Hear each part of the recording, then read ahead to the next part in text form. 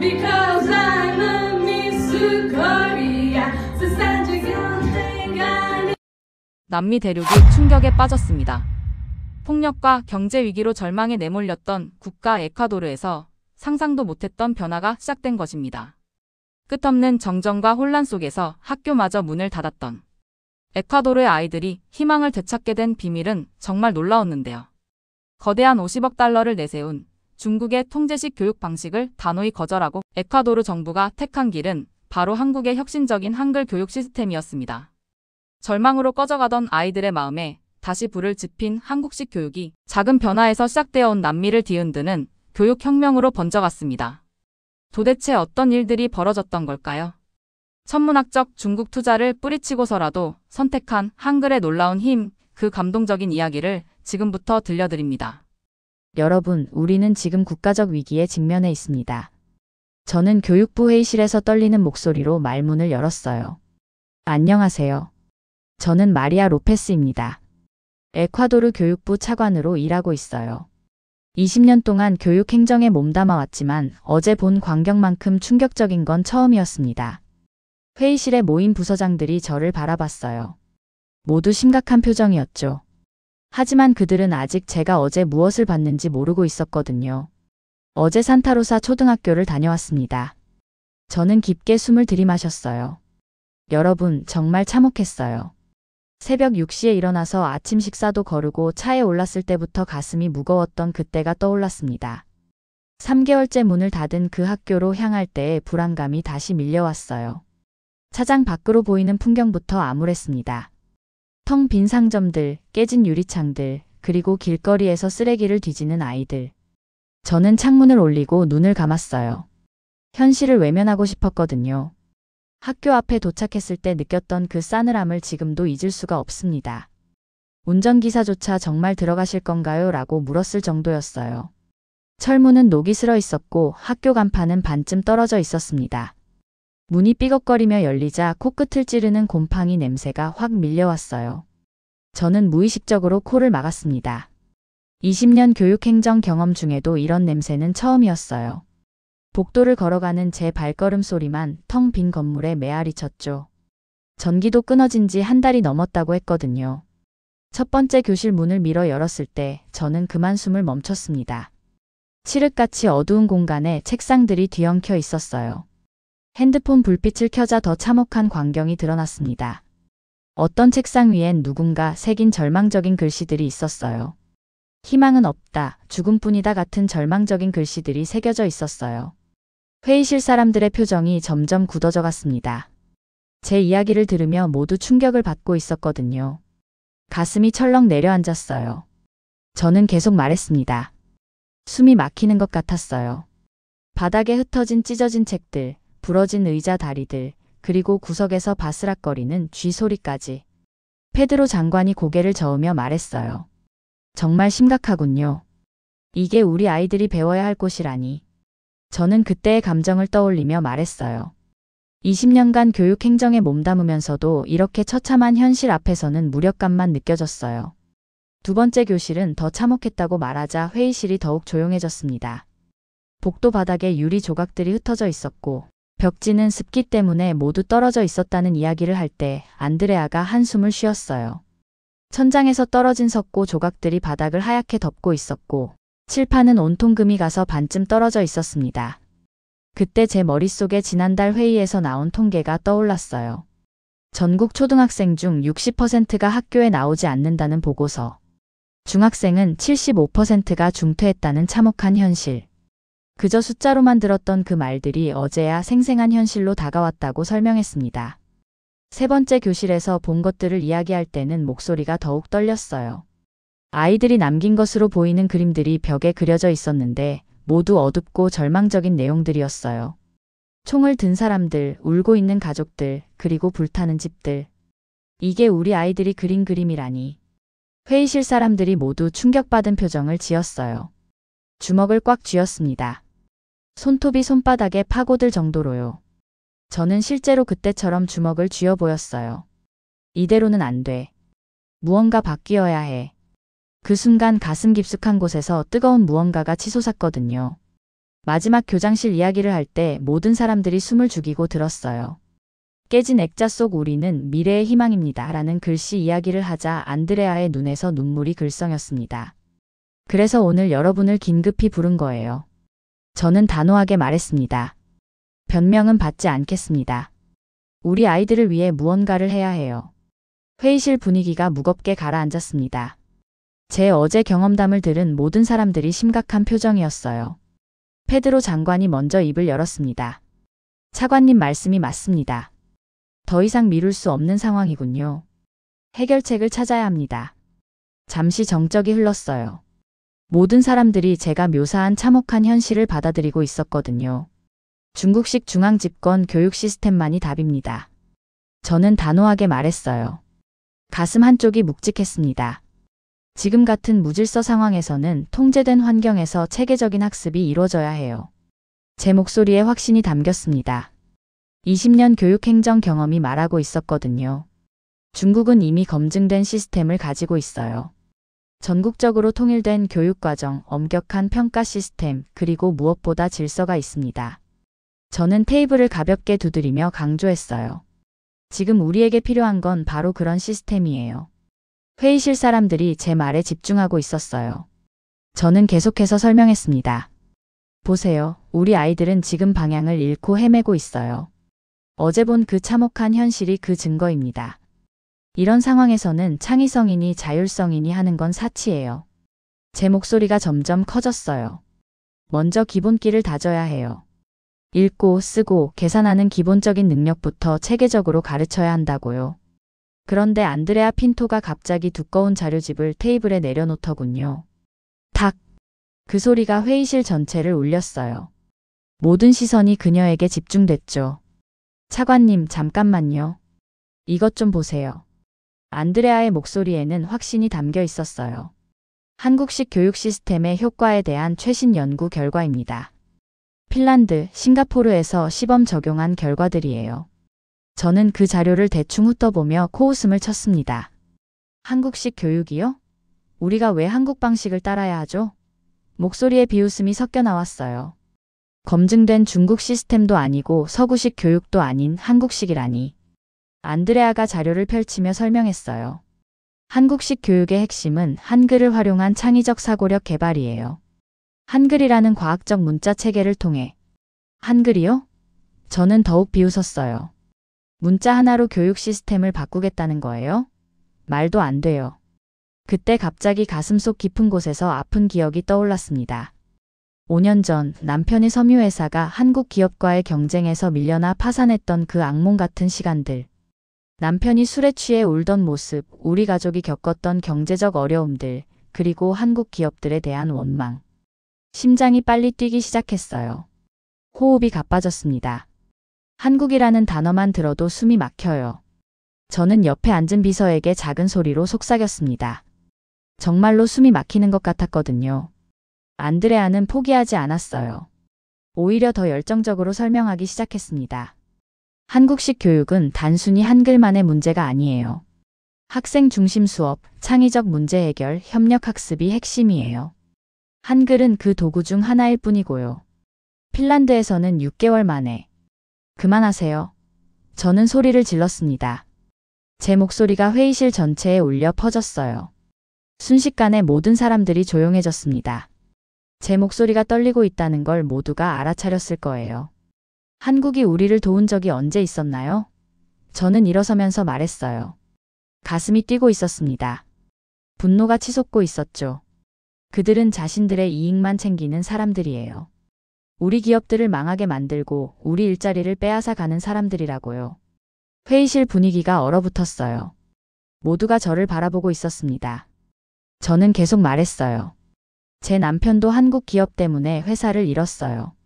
20년 동안 일궈낸 사업이 하루아침에 무너졌다고요. 그런 나라의 교육 시스템을 믿으라는 거예요? 안드레아가 조심스럽게 입을 열었어요. 차관님, 개인적인 경험과 교육 정책은 별개로 봐야 하지 않을까요? 데이터는 분명히. 데이터요? 저는 그 자료집을 집어들었어요. 이런 것들은 얼마든지 조작할 수 있어요. 한국 정부가 자국 홍보를 위해 만든 자료일 수도 있고요. 페드로 장관이 중재에 나섰어요. 자, 모두 진정하시죠. 감정적으로 접근하면 좋은 해결책을 찾을 수 없어요. 그의 목소리는 차분했지만 단호했습니다. 두 방안 모두 시범적으로 적용해보는 건 어떨까요? 북부 지역은 중국식, 남부 지역은 한글 교육으로 나누어서 말이에요. 저는 깊게 숨을 들이마셨습니다. 손바닥에 식은땀이 났어요. 아직도 심장이 빨리 뛰고 있었습니다. 좋습니다. 저는 냉소적으로 말했어요. 하지만 결과는 뻔할 거예요. 3개월 후에 누가 옳았는지 확실히 알게 될 테니까요. 회의가 끝나고 나서도 저는 자리에서 일어날 수 없었어요. 다리에 힘이 빠져 있었거든요. 안드레아가 다가와서 말했어요. 차관님, 편견을 버리시고 한 번만 기회를 주세요. 저는 그녀를 쳐다봤어요. 편견이요? 이건 편견이 아니라 경험이에요. 쓰라린 현실이라고요. 그날 밤 집에 돌아와서도 마음이 편치 않았어요. 거울 앞에 선 제 모습이 초라해 보였습니다. 부어있는 눈, 지친 표정. 혹시 제가 개인적인 감정 때문에 판단을 흐리고 있는 건 아닐까 하는 생각이 스쳤어요. 하지만 곧 고개를 저었습니다. 아니야, 내 판단이 맞아. 한 달 후 드디어 시범 프로그램이 시작되었습니다. 북부 지역은 중국식 교육, 남부 지역은 한글 교육으로 나뉘었어요. 저는 의도적으로 남부 지역 방문을 피했습니다. 가고 싶지도 않았거든요. 오늘 남부 지역 시찰 일정이 있는데요. 비서가 조심스럽게 말했어요. 취소하세요. 저는 단호하게 말했습니다. 한국이라는 단어만 들어도 숨이 막혀요. 그런 곳에 가서 뭘 보겠어요? 대신 북부 지역을 방문했을 때는 완전히 달랐습니다.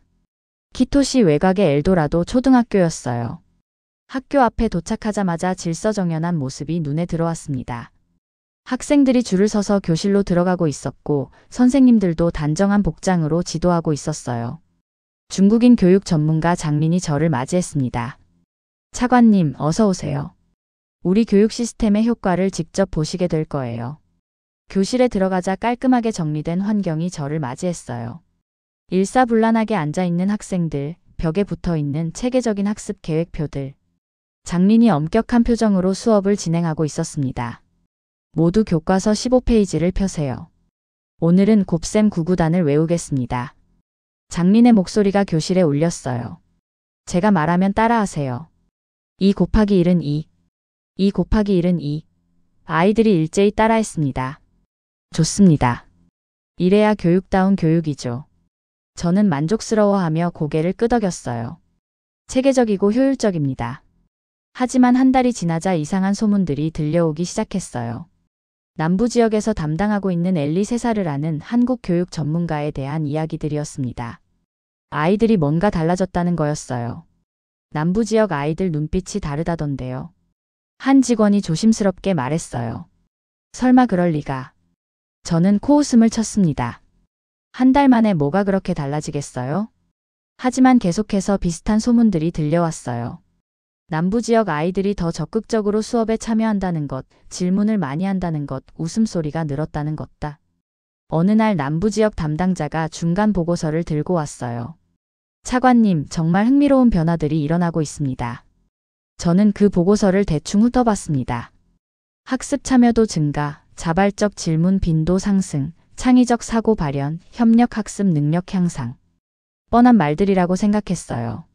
과장된 거 아니에요? 제 목소리는 여전히 차가웠습니다. 한 달 만에 이런 변화가 일어날 리 없어요. 아마 교사들이 좋은 보고를 하려고 부풀린 거겠죠. 담당자가 조심스럽게 말했어요. 직접 보시면 다를 텐데요. 정말 아이들이. 됐어요. 저는 손을 들어 말을 막았어요. 저는 북부 지역만 관찰하면 됩니다. 하지만 가슴 한구석에서는 묘한 호기심이 꿈틀거리기 시작했어요. 정말 한글 교육이 그런 효과를 낼 수 있을까? 아니야, 그럴 리 없어. 저는 계속 고개를 저었습니다. 2개월 차에 들어서자 더 구체적인 소문들이 들려왔어요. 남부 지역 아이들이 스스로 공부 모임을 만들었다는 것, 집에 가서도 배운 한글로 일기를 쓴다는 것. 정말요? 저는 반신반의했어요. 네, 부모들이 놀라고 있어요. 아이들이 집에서도 공부하고 싶어 한다고요. 그런 보고를 들을 때마다 마음 한쪽이 요동쳤어요. 하지만 곧 마음을 다잡았습니다. 한국에 대한 불신을 버릴 수는 없었거든요. 그날 밤 잠자리에 들면서도 계속 그 보고서들이 생각났어요. 혹시 정말로? 아니다. 절대 그럴 리 없다. 저는 베개를 머리 위로 올려 덮으며 그런 생각들을 지우려 했어요. 하지만 쉽게 잠들지 못했습니다. 3개월 후 드디어 중간 성과 발표 날이 왔습니다. 저는 그날을 기대 반 걱정 반으로 맞이했어요. 북부 지역 결과는 확신했지만 남부 지역에서 어떤 황당한 결과가 나올지 걱정됐거든요. 오전 10시 대회의실에 모든 관계자들이 모였습니다. 페드로 장관을 비롯해 각 부서장들, 그리고 두 지역 담당자들까지. 공기가 무거웠어요. 먼저 북부 지역 결과가 발표되었습니다. 장린이 자신 있게 단상에 올라섰어요. 존경하는 여러분, 중국식 교육의 우수성을 입증하는 결과를 발표하겠습니다. 시험 성적이 평균 25% 향상되었습니다. 저는 고개를 끄덕였어요. 예상대로였죠. 특히 수학과 과학 분야에서 두드러진 성과를 보였습니다. 박수 소리가 터져나왔어요. 저는 만족스러운 표정을 지었습니다. 그런데 다음 문장에서 제 표정이 굳어지기 시작했어요. 다만 창의성과 자발성 지표는 오히려 15% 감소했습니다. 장린의 목소리가 조금 작아졌어요. 하지만 이는 일시적인 현상으로 보이며 회의실이 어수선해졌습니다. 중국식 교육의 문제점이 드러난 거였어요. 이제 남부 지역 결과 차례였습니다. 엘리 세사르가 단상에 올라섰어요. 한국인 교육 전문가. 저는 무의식적으로 주먹을 쥐었습니다. 남부 지역 3개월 성과를 발표하겠습니다. 엘리의 목소리는 차분했어요. 문해력이 40% 향상되었습니다. 저는 귀를 의심했어요. 40%라니. 수리력은 35% 향상되었고, 엘리가 계속했어요. 논리적 사고력이 50% 증가했습니다. 저는 그 순간 숨이 멎는 것 같았어요. 심장이 쿵쿵 뛰기 시작했습니다. 이럴 수가 없다고 생각했거든요. 그리고 엘리가 잠깐 멈춰서 회의실을 둘러봤어요. 창의력 지수가 60% 증가했습니다. 회의실이 순간 정적에 빠졌어요. 모든 사람들이 그 숫자를 이해하려고 했거든요. 60%라니. 보고서를 집어들었을 때 제 손이 떨리고 있었어요. 숫자들이 선명하게 적혀 있었습니다. 거짓말 같았지만 모든 데이터가 거기 있었어요. 학습 참여도 증가, 자발적 질문 빈도 상승, 협력 학습 능력 향상. 더 충격적인 건 구체적인 사례들이었어요. 한 아이가 한글로 쓴 시가 있었는데 그 내용이 너무 아름다웠습니다. 또 다른 아이는 한글의 구조를 분석해서 새로운 단어를 만들어낸 거였어요. 이건 우연이야. 저는 보고서를 테이블에 던지며 말했습니다. 탁! 소리가 크게 났어요. 모든 사람들이 저를 바라봤습니다. 3개월 만에 이런 변화가 일어날 리 없어요. 한국이 우리를 도울 리 없다고요. 하지만 제 목소리는 확신에 찬 것 같지 않았어요. 오히려 떨리고 있었죠. 엘리가 조심스럽게 말했어요. 차관님, 데이터는 거짓말하지 않아요. 아이들이 실제로 변하고 있어요. 데이터를 조작하는 건 쉬워요. 저는 반박했지만 가슴속에서는 뭔가 요동치고 있었습니다. 확신이 흔들리기 시작했어요. 20년간 쌓아온 신념이 균열을 보이고 있었죠. 안드레아가 추가 자료를 제시했어요. 차관님, 이건 학부모들의 직접 증언이에요. 아이들이 집에서 스스로 공부하기 시작했대요. 한글로 일기도 쓰고 동생들에게 가르쳐 주기도 한다고요. 그 순간 저는 더 이상 반박할 말을 찾을 수 없었어요. 증거들이 너무 구체적이었거든요. 회의가 끝나고 혼자 사무실에 남았을 때 저는 창밖을 바라봤습니다. 석양이 지고 있었어요. 하늘이 붉게 물들어가는 모습을 보며 마음이 복잡했어요. 정말 한글 교육이 이런 효과를 낼 수 있는 걸까? 아니면 다른 변수들이 작용한 걸까? 머릿속이 뒤죽박죽이었어요. 그동안 제가 믿어왔던 모든 것들이 흔들리고 있었습니다. 그날 밤에도 잠이 오지 않았습니다. 천장을 바라보며 계속 생각했어요. 혹시 제가 틀렸던 건 아닐까? 개인적인 감정이 판단을 흐린 건 아닐까? 새벽 3시가 되어서야 겨우 잠들 수 있었어요. 결국 저는 결심했습니다. 더 이상 미룰 수 없었어요. 직접 확인해봐야겠다고 생각했거든요. 한국 교육부의 초청으로 서울을 방문하게 되었습니다. 출발 전날 밤 저는 가방을 싸면서도 계속 망설였어요. 정말 가야 할까? 가서 뭘 보겠다는 걸까? 하지만 마음 한편으로는 궁금함이 커지고 있었습니다. 인천공항에 도착했을 때 가슴이 두근거렸어요. 복잡한 감정들이 얽혀 있었습니다. 불안, 호기심, 그리고 여전한 반감까지. 20년 만에 처음 밟는 한국 땅이었거든요. 공항에서 나오자 한국 교육부 직원이 저를 맞이했어요. 안녕하세요, 차관님. 김민수입니다. 3일 동안 안내해드리겠습니다. 차 안에서 서울 시내를 바라보며 복잡한 마음이었어요. 높은 빌딩들, 빠르게 지나가는 사람들. 이곳에서 정말 우리 아이들을 위한 교육이 나올 수 있을까? 첫 번째로 방문한 곳은 강남구의 한 초등학교였습니다. 학교 앞에 서자 긴장이 되었어요. 손바닥에 땀이 났거든요. 이곳이 저희가 가장 자랑하는 초등학교 중 하나입니다. 김민수가 설명했어요. 교문을 들어서자 아이들의 밝은 웃음소리가 들렸습니다. 저는 순간 발걸음을 멈췄어요. 에콰도르에서는 들을 수 없었던 소리였거든요. 첫 번째 교실로 들어갔을 때 저는 충격을 받았어요. 아이들이 자유롭게 손을 들고 발표하고 있었습니다. 선생님은 아이들의 의견을 하나하나 들어주고 있었어요. 선생님, 저는 이렇게 생각해요. 한 남학생이 환하게 웃으며 말했어요. 그 순간 제 가슴이 뜨끔했습니다. 그 아이의 눈빛에서 뭔가 특별한 걸 봤거든요. 호기심, 자신감, 그리고 배움에 대한 열정. 처음에는 경계심을 늦추지 않으려 했어요. 한국 기업 때문에 남편이 망했다는 생각이 계속 머릿속을 맴돌았거든요. 하지만 아이들의 표정을 보니 그런 생각들이 조금씩 희미해지고 있었어요. 두 번째 수업은 한국어 시간이었습니다. 아이들이 한글의 구조를 분석하며 새로운 단어를 만들어내는 모습을 봤어요. 이 글자와 이 글자를 합치면 새로운 뜻이 돼요. 한 여학생이 신나게 말했어요. 그 순간 저는 깨달았어요. 한글이 단순히 문자가 아니라는 것을요. 논리적 사고의 도구였습니다. 세 번째 수업에서는 수학 문제를 풀 때 아이들이 여러 가지 방법을 제시하고 서로 토론하는 모습을 봤어요. 이 방법도 있고 저 방법도 있어요. 어느 게 더 좋을까요? 한 아이가 물었어요. 둘 다 좋은 방법이야. 상황에 따라 다르게 쓸 수 있어. 선생님이 대답했어요. 이런 대화들이 제 귓가에 맴돌았습니다. 우리나라 아이들과는 확실히 달랐어요. 더 자유롭고 더 창의적이고 더 적극적이었죠. 점심시간에 아이들과 함께 식사를 했어요. 한 아이가 저에게 다가와서 말했어요. 아주머니, 어느 나라에서 오셨어요? 에콰도르에서 왔어. 저는 대답했어요. 우와, 멀리서 오셨네요. 우리나라 학교는 어때요? 그 순간 저는 할 말을 잃었어요. 아이의 순수한 눈빛을 보니 가슴이 뭉클해졌거든요. 오후에는 엘리 세사르와 만날 수 있었어요. 우리나라 남부 지역에서 한글 교육을 담당하고 있는 그 전문가였습니다. 차관님, 직접 오셔서 영광입니다. 엘리가 인사했어요.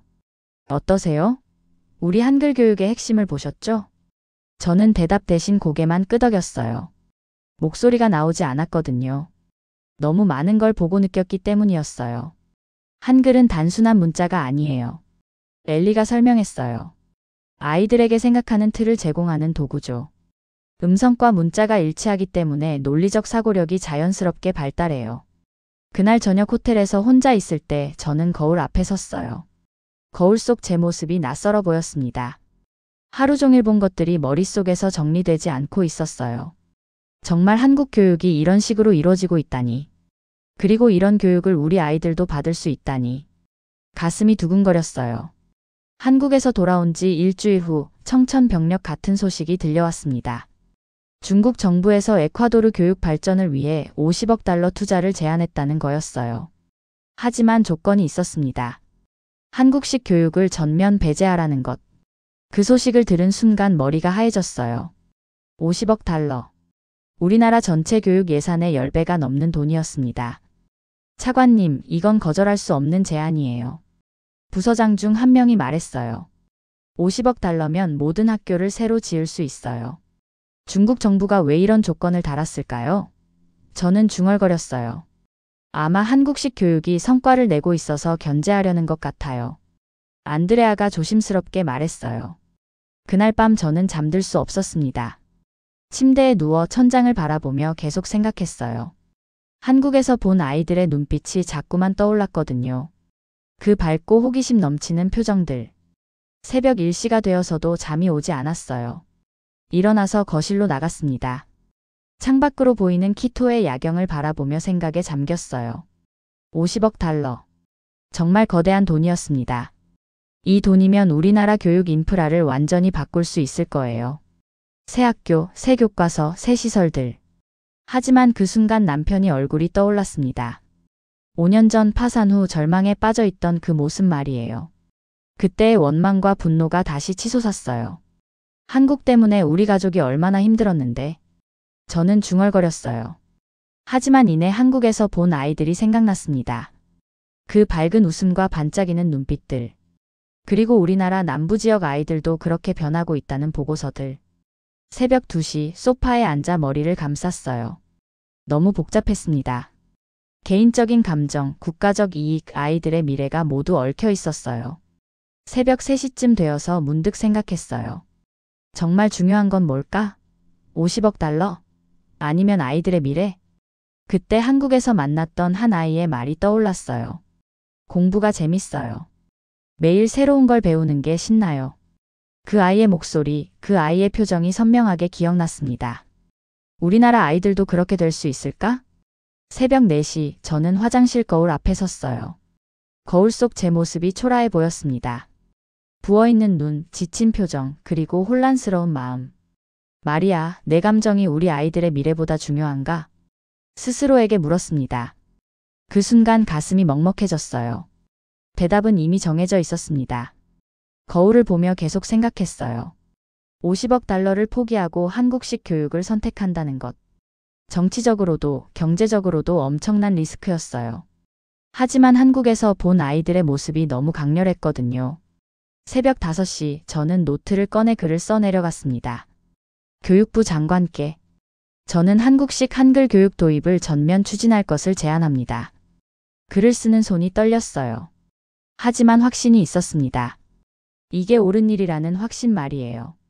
50억 달러보다 중요한 건 아이들의 웃음입니다. 저는 계속 썼어요. 돈으로는 살 수 없는 게 바로 희망이니까요. 한글 교육 전면 도입 1년 후. 저는 떨리는 마음으로 국민회관 연단에 섰어요. 1년 전과는 완전히 다른 심정이었습니다. 이제는 확신이 있었거든요. 대형 스크린에 성과 자료들이 떠올랐습니다. 숫자들을 볼 때마다 가슴이 벅차올랐어요. 1년 전만 해도 상상할 수 없었던 변화들이었습니다. 존경하는 국민 여러분. 마이크를 잡았을 때 손바닥에 땀이 났어요. 오늘 여러분께 놀라운 소식을 전해드리겠습니다. 청중들이 숨을 죽이고 기다리고 있었어요. 전국에서 온 교육 관계자들, 학부모들, 그리고 언론인들까지. 전국 초등학생 문해력이 67% 상승했습니다. 웅성거리는 소리가 들렸어요. 믿기 어렵다는 표정들이 보였습니다. 창의력은 78% 향상되었고 논리적 사고력은 85% 증가했습니다. 박수 소리가 터져나오기 시작했어요. 저는 계속했습니다. 그리고 국제학력 평가에서 우리나라가 15계단 상승해서 남미에서 1위를 기록했습니다. 이번에는 기립박수가 쏟아졌어요. 저는 잠깐 말을 멈추고 그 박수 소리를 들었습니다. 1년 전만 해도 불가능하다고 생각했던 일이 현실이 되었어요. 하지만 가장 중요한 건 숫자가 아닙니다. 제 목소리가 떨리기 시작했어요. 우리 아이들이 다시 웃기 시작했다는 거예요. 학교에 나오고 싶어 하고 공부하고 싶어 한다는 거예요. 그 순간 눈물이 나려고 했어요. 참으려 했지만 목소리는 이미 감정에 차 있었죠. 저는 여러분께 고백할 게 있습니다. 저는 깊게 숨을 들이마셨어요. 저는 한때 한국을 증오했습니다. 청중들이 숨을 죽였습니다. 예상하지 못한 고백이었거든요. 개인적인 상처 때문에 편견을 가지고 있었어요. 한국 기업 때문에 제 남편이 사업에 실패했고 그 원망이 한국 전체에 대한 증오로 변했습니다. 회장이 조용해졌어요. 제 솔직한 고백에 모두가 집중하고 있었습니다. 하지만 그 편견이 얼마나 어리석었는지 이제 압니다. 목소리가 떨렸어요. 한국의 교육자들이 우리 아이들에게 선사한 것은 단순한 지식이 아니었습니다. 꿈을 꿀 수 있는 힘, 생각할 수 있는 능력, 그리고 희망이었어요. 그때 정말 눈물이 흘렀어요. 제가 울고 있다는 걸 모든 사람들이 알 수 있었죠. 1년 전 폐허 같았던 산타로사 초등학교를 기억하세요. 이제 그곳 아이들이 전국 학력 평가에서 상위권에 들었어요. 절망 속에 있던 아이들이 이제 미래의 꿈을 말하고 있습니다. 박수 소리가 더 커졌습니다. 저는 잠깐 연단을 멈춰서 그 소리를 들었어요. 지난주에 그 학교를 다시 방문했어요. 한 아이가 저에게 이렇게 말했습니다. 선생님, 저도 차관님처럼 되고 싶어요. 우리나라 교육을 더 좋게 만들고 싶어요. 그 순간 정말 울컥했어요. 그 아이의 말이 아직도 귓가에 맴돌고 있었거든요. 이것이 바로 교육의 힘입니다. 한글 교육이 우리에게 가져다준 진짜 기적이에요. 연설이 끝나고 객석에서 기립박수가 5분 동안 계속됐어요. 저는 그 박수 소리를 들으며 가슴 깊숙한 곳에서 뜨거운 자부심을 느꼈습니다. 동시에 한국에 대한 감사함도 느꼈어요. 성과 발표 이후 정말 놀라운 일들이 연이어 일어났습니다. 먼저 페루 교육부 장관 카를로스 메디나가 직접 전화를 걸어왔어요. 마리아, 정말 놀라운 성과네요. 우리도 한글 교육을 도입하고 싶습니다. 언제 만날 수 있을까요? 그 전화를 받을 때 제 손이 떨렸어요. 기쁨과 자부심 때문이었죠. 일주일 후에는 볼리비아 교육부에서 공식 서한이 왔어요. 에콰도르의 한글 교육 성과에 깊은 감명을 받았다며 기술 협력을 요청하는 내용이었습니다. 이어서 콜롬비아, 베네수엘라에서도 연락이 왔어요. 모두 한국식 교육에 관심을 보이는 내용이었습니다. 이렇게 빨리 퍼져나갈 줄 몰랐어요. 안드레아가 신기해하며 말했어요. 어느 날 사무실에서 남미 지도를 보고 있을 때였습니다. 빨간 핀으로 표시된 지역들이 점점 늘어나고 있었어요. 각 핀은 한글 교육 도입을 요청한 지역들이었습니다. 우리가 시작한 일이 이렇게 퍼져나가다니. 혼잣말이 저절로 나왔어요. 가슴이 뛰었습니다. 2개월 후 리마에서 열린 남미 교육 장관 회의에 참석했어요. 저는 에콰도르 대표로 발표를 하게 되었습니다. 대형 회의장에 남미 전체 교육 장관들이 모였어요. 긴장됐지만 동시에 자랑스러웠습니다. 1년 전만 해도 상상할 수 없었던 일이었거든요. 한글 교육은 단순한 언어 학습이 아닙니다. 제가 말했어요. 아이들에게 세상을 바라보는 새로운 눈을 열어주는 일이에요. 청중들이 고개를 끄덕이며 들어주었어요. 그 모습을 보며 뿌듯함을 느꼈습니다. 에콰도르의 변화는 기적이 아닙니다. 과학적이고 체계적인 교육 방법론의 결과예요. 발표가 끝나고 여러 나라 교육부 관계자들이 다가왔습니다. 정말 이런 효과가 나타나나요? 우루과이 교육부 장관이 물었어요. 어떻게 시작하면 될까요? 파라과이 차관이 궁금해했어요. 한국 정부와는 어떻게 협력하고 있나요? 아르헨티나 대표가 질문했어요. 질문들이 쏟아졌습니다. 저는 하나하나 정성껏 대답했어요. 1년 전만 해도 한국을 거부했던 제가 이제는 한국 교육의 전도사가 된 거였어요. 3개월 후 한국 교육부에서 남미 한글 교육협력센터를 설립한다는 소식이 들려왔어요. 그 센터장으로 저를 추천해달라는 요청도 함께요. 정말 하시겠어요? 페드로 장관이 물었어요. 물론이죠. 저는 망설임 없이 대답했어요. 이 일이야말로 제가 평생 하고 싶었던 일이에요. 그날 밤 집에 돌아와서 거울을 보았습니다. 1년 전의 제 모습과는 완전히 달랐어요. 눈빛이 달라졌다고 할까요? 절망 대신 희망이, 분노 대신 감사가, 편견 대신 포용이 보였습니다. 거울 속 제 모습을 보며 웃었어요. 마리아, 넌 정말 많이 변했구나. 6개월 후 남미 전체에서 12개국이 한글 교육 도입을 결정했다는 뉴스가 나왔어요. 그 뉴스를 보는 순간 눈물이 났습니다. 기쁨의 눈물이었어요. 한때 증오했던 나라의 교육 시스템이 이제는 남미 전체의 희망이 되었어요.